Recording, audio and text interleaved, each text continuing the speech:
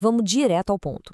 Hoje, a nossa análise é sobre um dos textos mais geniais e instigantes de toda a sociologia, A Ética Protestante e o Espírito do Capitalismo, de Max Weber. O nosso objetivo aqui é desvendar um verdadeiro mistério histórico. A gente vai explorar os dados e as fontes para entender como crenças totalmente invisíveis, daquelas angústias super íntimas e espirituais, acabaram moldando de forma muito, mas muito concreta o mundo material que a gente vive hoje. É uma jornada que conecta teologia e economia de um jeito simplesmente brilhante. Olha só que paradoxo incrível o Weber tentou decifrar. Como é que a privação disciplinada, aquela vida super frugal, de renúncia total aos prazeres do mundo, acabou servindo de combustível para a maior máquina de riqueza da história? É muito contraintuitivo, né? O senso comum diria que é a nossa vontade de ter luxo e conforto que gera a busca por dinheiro. Mas a pesquisa rigorosa do Weber apontou exatamente para o lado oposto. Foi a negação do prazer que deu a partida nesse motor gigantesco.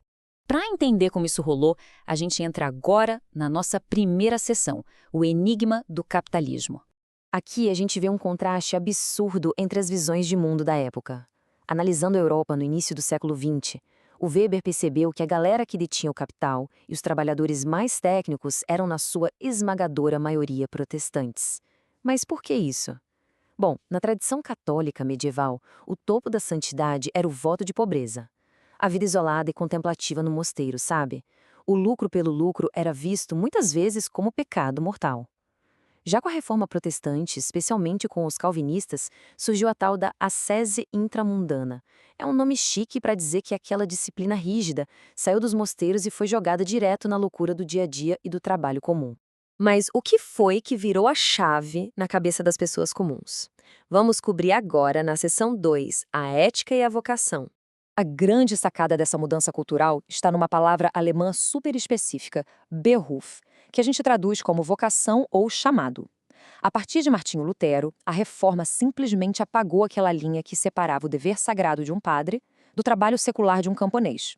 De repente, todo o trabalho honesto virou um jeito direto de servir a Deus. Imagina um sapateiro fazendo sapatos com o máximo de dedicação. Na cabeça daquela época, isso glorificava a Deus tanto quanto o rezar uma missa. Trabalhar bem não era mais só um fardo para colocar comida na mesa, era um dever moral absoluto. E o efeito dominó psicológico disso é de cair o queixo. Tudo começa com a ideia da predestinação calvinista, a crença de que Deus já escolheu, desde sempre, quem vai para o céu e quem vai para o inferno, e nada do que a gente faça pode mudar isso. Imagina o desespero existencial. A grande dúvida que não deixava ninguém dormir era: como eu sei se eu sou um dos escolhidos? Para fugir dessa angústia e provar para si mesmos que tinham a graça divina, o caminho foi mergulhar de cabeça no trabalho disciplinado e metódico. E aí entra a matemática financeira pura. Eles trabalhavam sem parar, mas a religião proibia gastar com luxo, ostentação ou lazer. O resultado? O dinheiro invariavelmente sobrava. Eles poupavam, reinvestiam em seus negócios e, sem querer, ligaram a engrenagem de acumulação de capital. Essa narrativa é tão poderosa que muita gente entende a tese de forma simplista hoje em dia.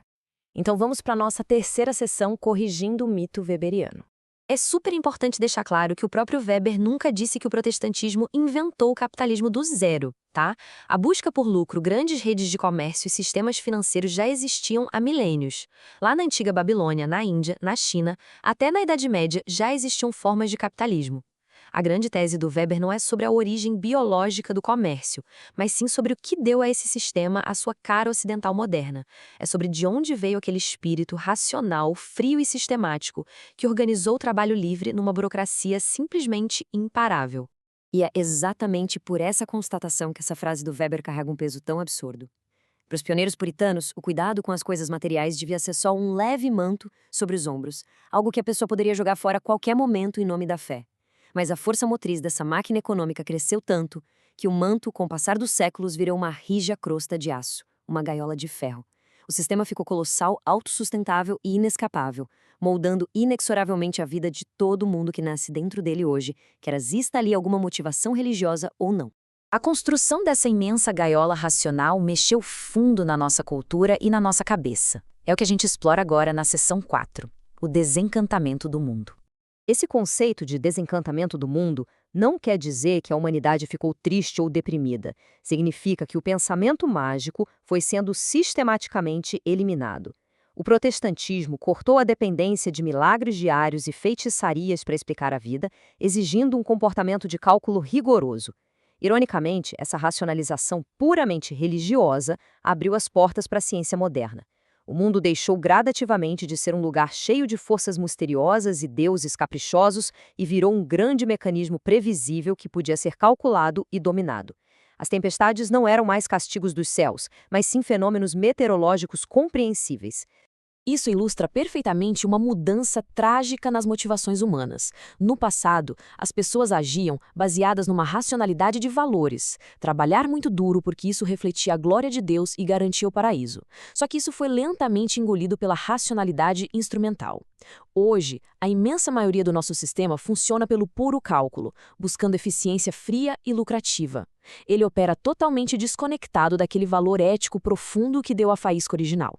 O motor ligou, engatou a marcha, mas aquele combustível espiritual inicial evaporou faz muito tempo. Claro que uma ideia gigantesca e influente dessas não ia passar sem receber críticas bem pesadas.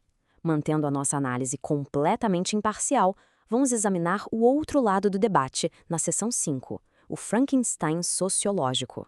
Publicações acadêmicas de muito respeito, como a revista Rebela, trazem uma crítica marxista super contundente em oposição direta à tese do Weber.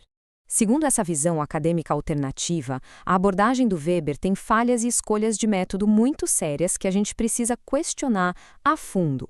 A crítica marxista argumenta de forma incisiva que o Weber exagerou demais no fator cultural e religioso, fragmentando a realidade com os seus tipos ideais.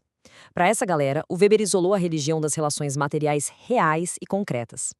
A acusação é que ele criou um verdadeiro Frankenstein sociológico, profundamente influenciado pelo liberalismo econômico, falhando em reconhecer que a dinâmica real de grana e exploração de trabalho é o que, no fim das contas, causa as grandes mudanças culturais e religiosas, e não o contrário. Mas independentemente da lente sociológica que a gente use para ler a história, o fato é que a relação entre trabalho, crença e consumo continua se transformando muito rápido. E isso nos traz para a nossa última sessão, o legado e a modernidade. O que sobrou para nós no capitalismo atual é uma realidade onde a parte sagrada e religiosa simplesmente sumiu do escritório. A compulsão por trabalhar sem parar e a especialização das tarefas continuam aí, firmes e fortes, mas sem nenhum verniz de chamado divino. Acordar cedo e bater meta virou só uma obrigação terrena, uma necessidade material inescapável, e bem diferente daqueles puritanos que economizavam cada centavo, esse nosso trabalho hoje está preso a uma engrenagem que exige não apenas a produção absurda, mas sobretudo um consumismo frenético e descartável.